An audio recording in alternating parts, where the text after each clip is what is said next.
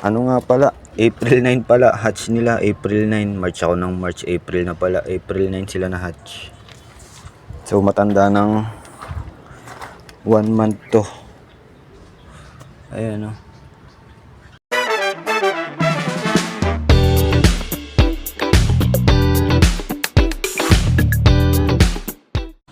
You know, good morning guys. So day 8 ng crossbreeding natin, half moon crown tail.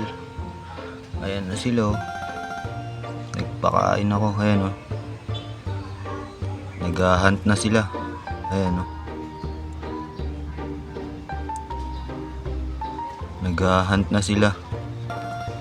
Yan yung mga fry natin, yung nilipat natin kahapon. Mukhang masisigla naman silang lahat. Ayan oh. Nasa ilalim yung iba, hindi kita kasi kulay puti sila lahat. Namana lahat sa nanay, sa crown tail, kulay puti. Ayan oh. Nagpakain ako, nag-hunt sila eh. Ayan oh.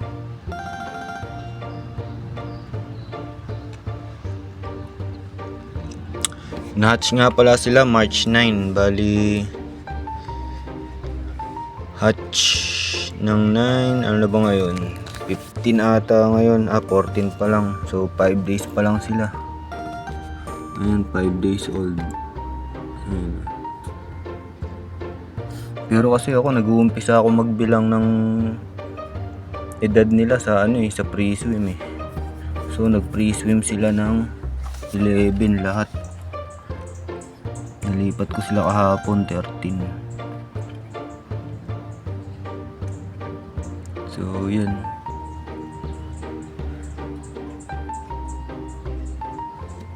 Consider ko na March 11 sila. Bali 3 days old. Ayan o.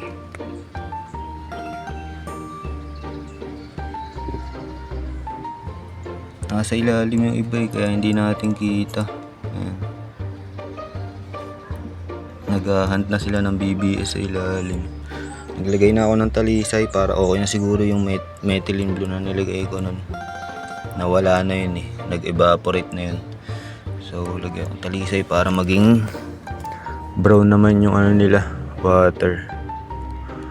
Para makita natin sila. Puro sila puti. Ayun o, nasa ilalim o. Ayun o. Hindi sila makita guys. So bali ayan lang, nakita ko lang sa inyo, sa mga sumusubaybay. Yung mga kapatid niyan, eto guys, eto March 13.